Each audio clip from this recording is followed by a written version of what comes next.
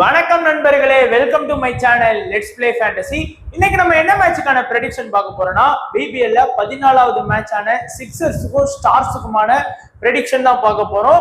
நீங்க நம்மளுடைய டெலிகிராம் சேனல்ல ஜாயின் பண்ணல அப்படின்னா மறக்காம ஜாயின் பண்ணிக்கோங்க. முக்கியமான அப்டேட் பிளஸ் ஃபைனல் டைம் எல்லாமே டெலிகிராம் சேனல்ல கொடுத்துட்டு இருக்கோம். ஸோ அதே போல நீங்க இன்னமும் ரியல் 11 ஃபேண்டசி ஆப்ல ஜாயின் பண்ணலன்னா ஜாயின் பண்ணிக்கோங்க. லிங்க் டிஸ்கிரிப்ஷன் பாக்ஸ்ல கொடுக்குறோம். ஸோ நமக்கு வந்து பாத்தீங்கன்னா head to head option compare பண்ணி பாருங்க. அதே மாதிரி ட்ரேடிங் ஆப்ஷன் வந்து சூப்பரா போயிட்டு இருக்கு ரியல் 11ல. அது மட்டும் இல்லாம டெய்லி ஃப்ரீ கிவ்அவே இருக்கு. One player fantasy MVP option எல்லாமே அவைலபிளா இருக்கு. கிளிக் பண்ணி டவுன்லோட் பண்ணிக்கோங்க. லிங்க் டிஸ்கிரிப்ஷன் பாக்ஸ்ல கொடுத்துருக்கோம்.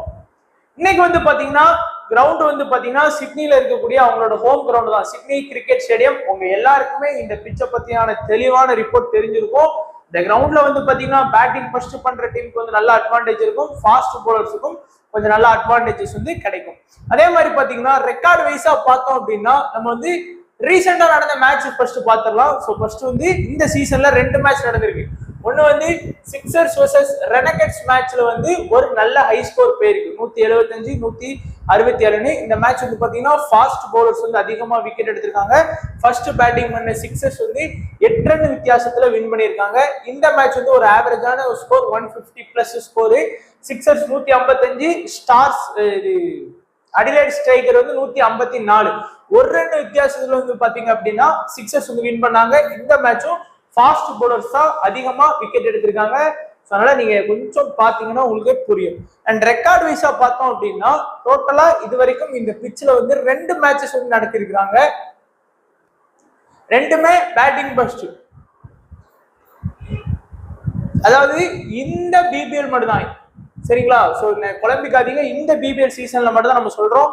அண்ட் ஸ்கோர் வைஸா பார்க்கும்போது 150 169 3 இன்னிங்ஸ், 170 179 ஒரு இன்னிங்ஸும் ஸ்கோர் பண்ணியிருக்காங்க. ஹை ஸ்கோர் சிக்ஸர்ஸ் 175 அடிச்சிருக்காங்க. லோ ஸ்கோர் அடிலைட் ஸ்ட்ரைக்கர் வந்து பாத்தீங்கன்னா 154 வந்து அடிச்சிருக்காங்க.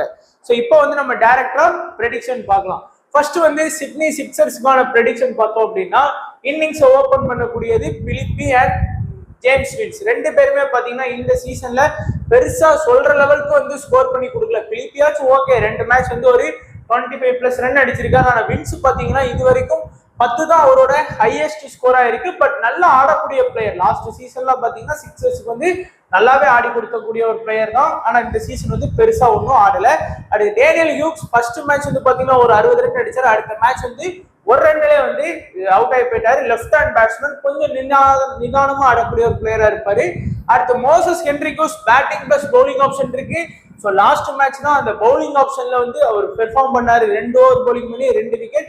இது வரைக்கும் ஃபிளாப்பான ரிசல்ட் வாங்கவே இல்லை மோசஸ் ஹென்ரிகோஸ். ஃபர்ஸ்ட் மேட்ச்ல 40 ரன், ஒரு 40 பாயிண்ட் வச்சுக்கோங்க. 2ஆம் மேட்ச்ல ஒரு 20 ரன் 20 பாயிண்ட். 3ஆம் மேட்ச்ல ஒரு 23 ரன் பிளஸ் ஒரு 50 பாயிண்ட் சொல்லும் போது ஒரு 73 பாயிண்ட் அப்படின்னு சொல்லி ஓரளவுக்கு நல்ல ஃபேண்டசி பாயிண்ட் வாங்கி கொடுத்திருக்காரு. Jordan Silk top orders out ஆர் அன்னைக்கு சூப்பரா ஸ்கோர் பண்ணுவார். அதே மாதிரி லாஸ்ட் மேட்ச் வந்து டாப் ஆர்டர்ஸ் சரியா பெர்ஃபார்ம் பண்ணதுனால ஜோர்டான் சில்ஸ் வந்து அந்த மேட்ச் வந்து நல்லா ஸ்கோர் பண்ணி கொடுத்தாரு. எட்வர்ட்ஸ் வந்து பேட்டிங் பிளஸ் பவுலிங் இருக்கக்கூடிய ஒரு டீசென்டான ஆல்ரவுண்டர். அவரும் எல்லா மேட்சுமே பாத்தீங்கன்னா ஒரு கணிசமான ஃபேண்டசி பாயிண்ட் வந்து நமக்கு வாங்கி கொடுக்குறாரு. அடுத்து ஜோயல் டேவிஸ் பொறுத்த வரைக்கும் பாத்தீங்க அப்படின்னா லாஸ்ட் மேட்ச்ல ஒரு 10 ரன் மட்டும் ஸ்கோர் பண்ணாரு. இதுதான் இவங்களோட பேட்டிங் லைனப். பவுலிங் லைனப் பாத்தீங்கன்னா முற்பே பாத்தீங்கன்னா பெருசா ஒன்றும் பவுலிங் பண்ணல. அதாவது கம்ப்ளீட்டா 4 ஓவர் பவுலிங் பண்ண மாட்டேங்கிறாரு. அது ஒரு பெரிய மைனஸ் இவரை பொறுத்த வரைக்கும். பட் மெயின் ஸ்பின்னர் ஆஸ்திரேலியாவோட டெஸ்ட் டீம்ல தான் ஆடி இருக்காரு. ஜாக்சன் பிரிட் ஃபர்ஸ்ட் மேட்ச் தவிர மீதி எல்லா மேட்சுமே கம்ப்ளீட்டா பவுலிங் பண்றாரு. ஒருவேளை இந்த மேட்ச் வந்து சீன் அபார்ட் உள்ள வந்தாரு அப்படின்னா ஒரு ஏதாச்சும் சேஞ்ச் இருக்கிறதுக்கான வாய்ப்பு இருக்கும். டூரசிஸ் கம்ப்ளீட்டா 4 ஓவர் பவுலிங் பண்ணக்கூடிய பிளேயர். லாஸ்ட் மேட்ச் மட்டும் தான் அவர் பால் ரொம்ப அடிபட்டது. அதுக்கு முந்தின மேட்ச் எல்லாமே சூப்பரா விக்கெட் எடுத்தாரு. ஸ்டீவ் கஃபே 4 ஓவர் கம்ப்ளீட்டா பவுலிங் பண்ணக்கூடிய ஒரு பவுலர். பட் ஒரு விக்கெட் தான் வந்து எடுத்திருக்காரு. விக்கெட் டேக்கிங் பவுலரா அவரு கிடையாது. நமக்கு இம்பார்ட்டன்ட் வைஸ் பாத்தீங்கன்னா மோசஸ் ஹென்ரிகோஸ், ஜோயல் எட்வர்ட்ஸ் இந்த 2 பேருமே ரொம்ப important. Batting plus bowling option இருக்கு. அதுக்கு அடுத்து பாத்தீங்கன்னா டூரோசிஸ் ஃபர்ஸ்ட் 2 மேட்ச் சூப்பரா விக்கெட் எடுத்தார். லாஸ்ட் மேட்ச் விக்கெட் எடுக்கலங்கிறதுனால இம்பார்ட்டன்ஸ் கொடுக்காம போயிடாதீங்க. ஸோ ஹென்ரிகோஸ், எட்வர்ட்ஸ், டூரோசிஸ் 3 பேர் நல்ல டாப் பிக்ல வச்சுக்கோங்க. அண்ட் கொஞ்சம் ரிஸ்க் எடுக்கக்கூடியவங்க பிலிப்பை வந்து ட்ரை பண்ணி பார்க்கலாம். அடுத்து வந்து பாத்தீங்கன்னா பவுலிங் ஆப்ஷன்ல முற்பே வந்து ட்ரை பண்ணி பார்க்கலாம். ஜாக்சன் பிரிட்டும் ஒரு நல்ல ஆப்ஷன்ல இருப்பாங்க. ஸோ இந்த 6 பிளேயருக்குமே நீங்க நல்ல இம்பார்ட்டன்ஸ் கொடுத்தீங்கன்னா பெஸ்டா இருக்கும். அதே மாதிரி பார்த்தோம்னா ஸ்டார்ஸ் டீம் வந்து இந்த சீசன்ல வந்து சொல்ற லெவலுக்கு ஒண்ணுமே பெர்ஃபார்ம் பண்ணல, எல்லாமே தோத்துட்டு தான் இருக்காங்க. இன்னிங்ஸ் ஓபன் பண்ணக்கூடிய ரோஜர்ஸ் அண்ட் சாம் ஹார்பர் ரெண்டு பேருமே ஒரு ஓபனர் பேட்ஸ்மேன் வந்து பாத்தீங்கன்னா ஒரு 25+ ரன் வந்து இன்னுமே அவங்க ஸ்கோர் பண்ணி கொடுக்கல இந்த 3 மேட்ச் ஆகியுமே, அதனால அவங்களுக்கு பெரிய மைனஸா இருக்கு.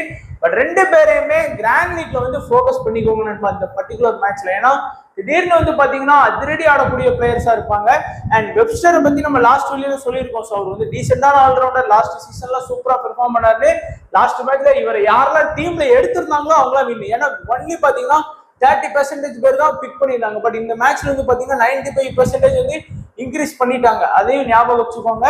நிறைய பேர் வைஸ் கேப்டனா கூட ட்ரை பண்ணுவாங்க இந்த மேட்ச்ல. அடுத்து மேக்ஸ்வெல்லும் பாத்தீங்கன்னா நல்ல ஒரு allrounder, batting plus bowling option இருக்கு. லாஸ்ட் மேட்ச்ல அவர் வந்து பெருசா பவுலிங் பண்ணல, பேட்டிங் மட்டும் தான் ஒரு 30 ரன் ஸ்கோர் பண்ணி கொடுத்தாரு. ஸ்டோய்னிஸ் கொஞ்சம் அவுட் ஆஃப் ஃபார்ம்ல தான் இருக்கிறாரு. நீங்க பாத்தீங்கன்னாலே தெரியும், பெருசா ஒரு மேட்ச் கூட ரீசெண்டா சொல்ற லெவலுக்கு ஒன்றும் பெருசா ஆடி கொடுக்கல.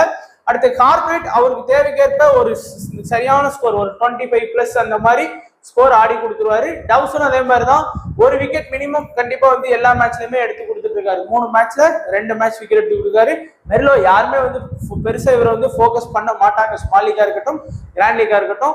ஒசாமா மிர் வந்து பாத்தீங்கன்னா பெருசா விக்கெட் எடுக்கல. 3 மேட்ச்ல வந்து பாத்தீங்கன்னா ஒரு விக்கெட் தான் எடுத்திருக்காரு. ஸ்டிகிட்டி லாஸ்ட் மேட்ச் தான் வந்து பாத்தீங்கன்னா உள்ள வந்தாரு. பிரிஸ்பரின் ஹீட்ல இருப்பாரு. இந்த சீசன் உண்மையிலே அவர் நல்லா போலிங் பண்ணுவார் நினைப்போம். ஏன்னா அவர் லாஸ்ட் சீசன்லாம் நல்லாவே போலிங் பண்ணியிருக்காரு. அதுக்கு முந்தின பிபிஎல் சீசன்லாம் நல்லாவே போலிங் பண்ணியிருக்காரு.